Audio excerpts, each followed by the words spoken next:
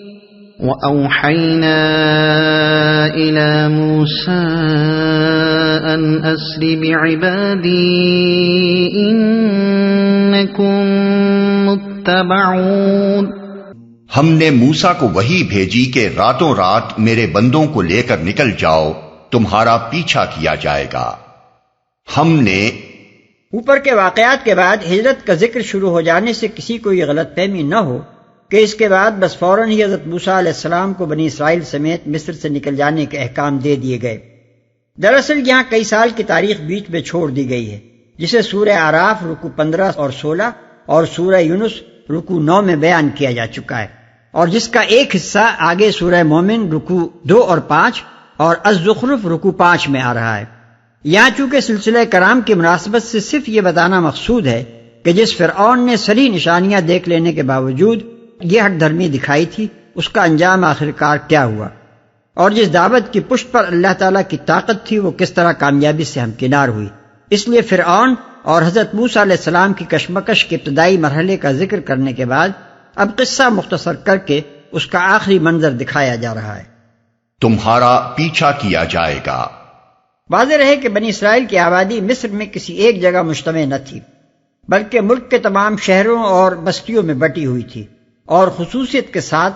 منف یعنی میمفس سے رامسس تک اس علاقے میں ان کی بڑی تعداد آباد تھی، جسے جشن کے نام سے موسوم کیا جاتا تھا۔ لہذا حضرت موسیٰ علیہ السلام کو جب حکم دیا گیا ہوگا کہ اب تمہیں بنی اسرائیل کو لے کر مصر سے نکل جانا ہے، تو انہوں نے بنی اسرائیل کی تمام بستیوں میں ہدایات بھیج دی ہوں گی کہ سب لوگ اپنی اپنی جگہ ہجرت کے لیے تیار ہو جائیں، اور ایک خاص رات مقرر کر دی ہوگی کہ اس رات ہر بستی کے مہاجرین نکل کھڑے ہوں۔ یہ ارشاد کہ تمہارا پیچھا کیا جائے گا اس امر کی طرف اشارہ کرتا ہے کہ ہجرت کے لیے رات کو نکلنے کی ہدایت کیوں کی گئی تھی، یعنی قبل اس کے کہ فرعون لشکر لے کر تمہارے تعاقب میں نکلے تم راتوں رات اپنا راستہ اس حد تک طے کر لو کہ اس سے بہت آگے نکل چکے ہو۔ فَأَرْسَلَ فِرْعَوْنُ فِي الْمَدَائِنِ حَاشِرِينَ إِنَّ هَٰؤُلَاءِ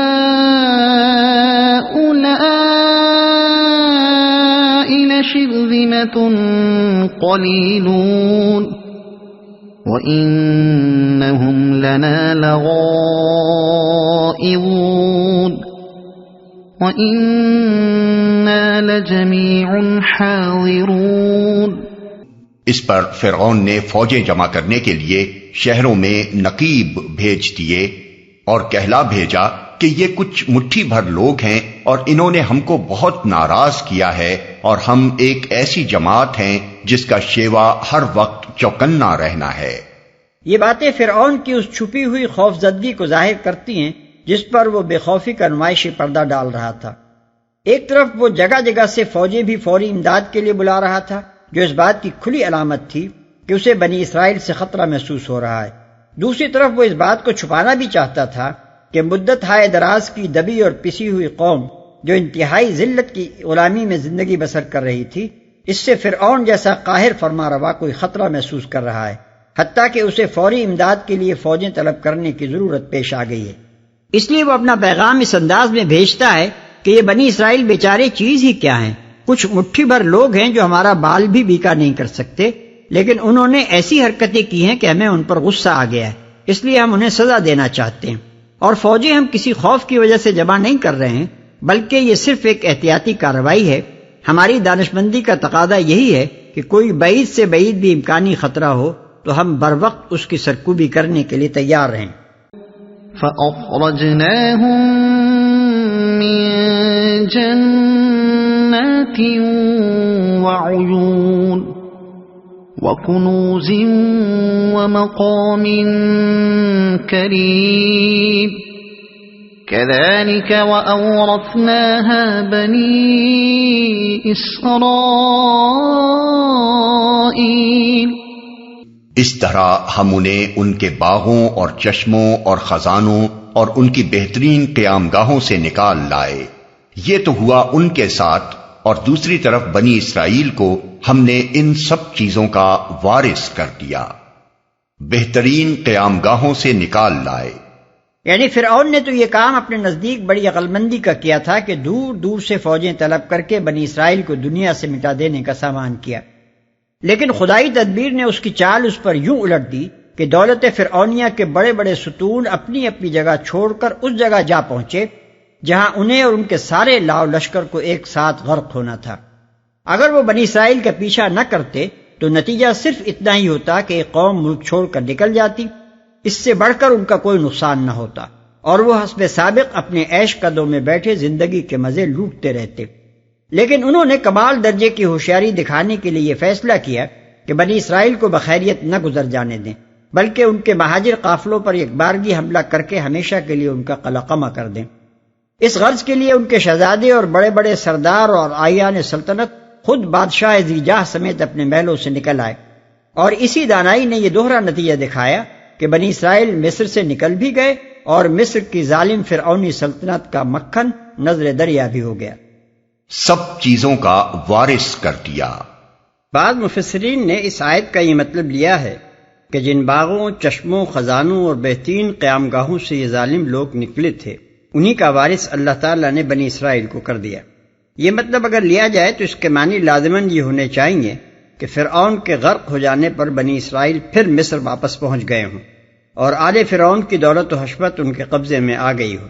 لیکن یہ چیز تاریخ سے بھی ثابت نہیں ہے، اور خود قرآن مجید کی دوسری تصریحات سے بھی اس آیت کا یہ مفہوم مطابقت نہیں رکھتا۔ سورہ بقرہ، سورہ مائدہ، سورہ اعراف اور سورہ طٰہٰ میں جو حالات بیان کیے گئے ہیں ان سے صاف معلوم ہوتا ہے کہ فرعون کی غرقابی کے بعد بنی اسرائیل مصر کی طرف پلٹنے کے بجائے اپنی منزل مقصود فلسطین ہی کی طرف آگے روانہ ہو گئے، اور پھر حضرت داؤد علیہ السلام کے زمانے یعنی 1013 تا 973 قبل مسیح تک ان کی تاریخ میں جو واقعات بھی پیش آئے وہ سب اس علاقے میں پیش آئے جو آج جزیرہ نما سینا، شمالی عرب، شرق اردن اور فلسطین کے ناموں سے موسوم ہے۔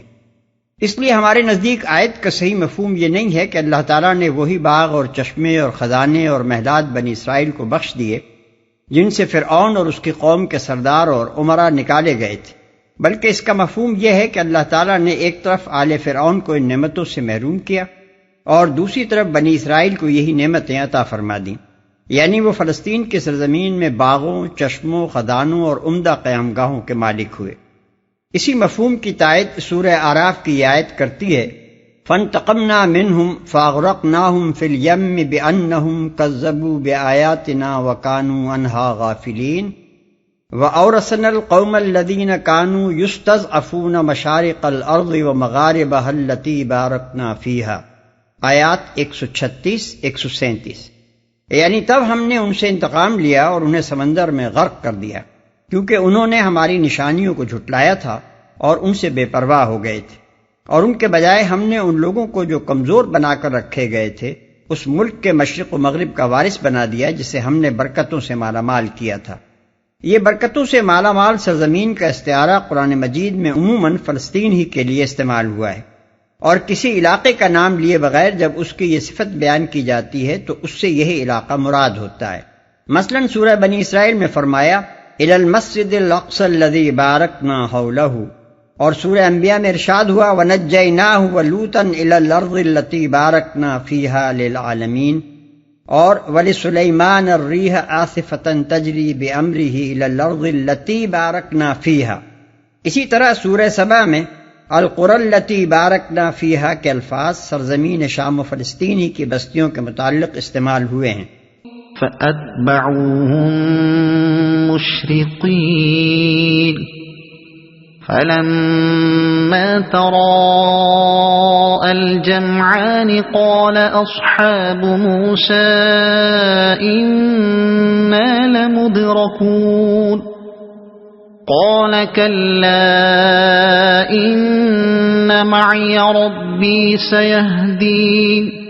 صبح ہوتے یہ لوگ ان کے تعاقب میں چل پڑے۔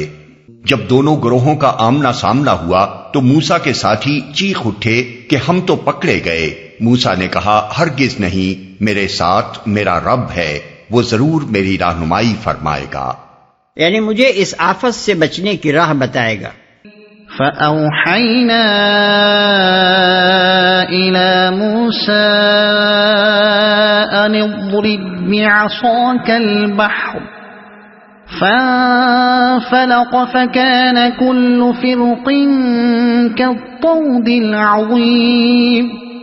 ہم نے موسیٰ کو وحی کے ذریعے سے حکم دیا کہ مار اپنا عصا سمندر پر، یکا یک سمندر پھٹ گیا اور اس کا ہر ٹکڑا ایک عظیم الشان پہاڑ کی طرح ہو گیا. اصل الفاظ ہیں کالطود العظیم. طود عربی زبان میں کہتے ہی بڑے پہاڑ کو ہیں. لسان العرب میں ہے الطود الجبل العظیم. اس کے لیے پھر عظیم کی صفت لانے کے معنی یہ ہوئے کہ پانی دونوں طرف بہت اونچے پہاڑوں کی طرح کھڑا ہو گیا تھا. پھر جب ہم اس بات پر غور کرتے ہیں کہ سمندر حضرت موسیٰ علیہ السلام کے عصا مارنے سے پھٹا تھا اور یہ کام ایک طرف بنی اسرائیل کے پورے قافلے کو گزارنے کے لیے کیا گیا تھا اور دوسری طرف اس سے مقصود فرعون کے لشکر کو غرق کرنا تھا،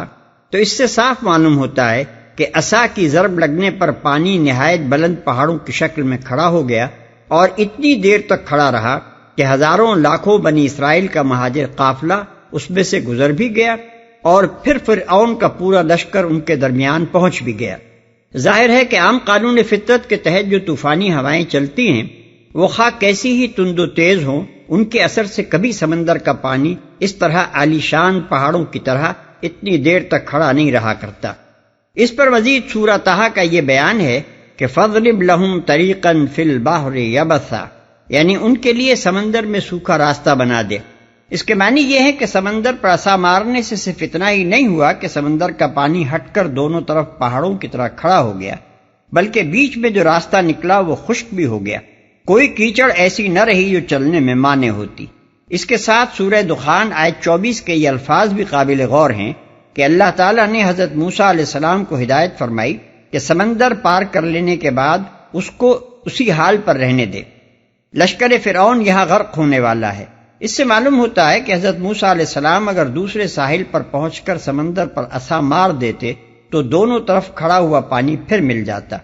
اس لیے اللہ تعالیٰ نے انہیں ایسا کرنے سے روک دیا تاکہ لشکر فرعون اس راستے میں اتر آئے اور پھر پانی دونوں طرف سے آ کر اسے غرق کر دے.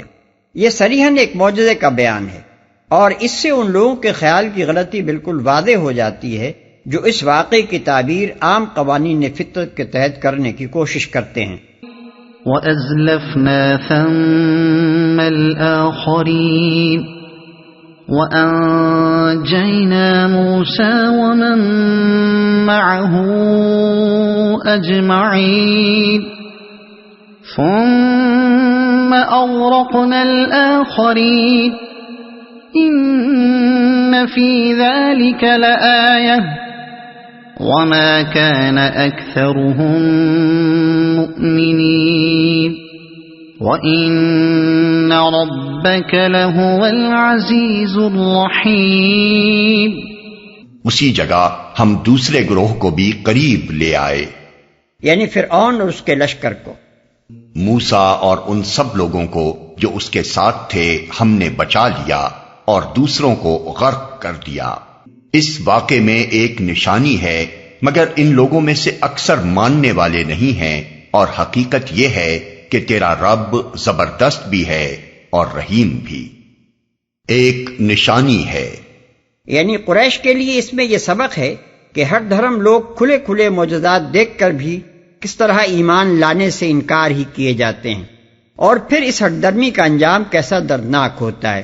فرعون اور اس کی قوم کے تمام سرداروں اور ہزارہ لشکریوں کی آنکھوں پر ایسی پٹی بندھی ہوئی تھی کہ سال ہا سال تک جو نشانیاں ان کو دکھائی جاتی رہیں ان کو تو وہ نظر انداز کرتے ہی رہے تھے. آخر میں عین غرق ہونے کے وقت بھی ان کو یہ نہ سوجا کہ سمندر اس قافلے کے لیے پھٹ گیا ہے، پانی پہاڑوں کی طرح دونوں طرف کھڑا ہے اور بیچ میں سوکھی سڑک سی بنی ہوئی ہے. یہ ساری علامتیں دیکھ کر بھی ان کو عقل نہ آئی کہ موسیٰ علیہ السلام کے ساتھ خدائی طاقت کام کر رہی ہے اور وہ اس طاقت سے لڑنے جا رہے ہیں. ہوش ان کو آیا بھی تو اس وقت جب پانی نے دونوں طرف سے ان کو دبوچ لیا تھا اور وہ خدا کے غضب میں گھر چکے تھے. اس وقت فرعون چیخ اٹھا کہ آمنت انہ لا الہ الا الذی آمنت بہ بنو اسرائیل وانا من المسلمین. یونس آیت 90. یعنی میں ایمان لایا اس بات پر کہ کوئی الہ نہیں ہے بجوز اس کے جس پر بنی اسرائیل ایمان لائے، اور میں تسلیم کرنے والوں میں سے ہوں۔ دوسری طرف اہل ایمان کے لیے بھی اس میں یہ نشانی ہے کہ ظلم اور اس کی طاقتیں خواہ بظاہر کیسی ہی چھائی ہوئی نظر آتی ہوں، آخر کار اللہ تعالیٰ کی مدد سے حق کا یوں بول بالا ہوتا ہے اور باطل اس طرح سرنگوں ہو کر رہتا ہے۔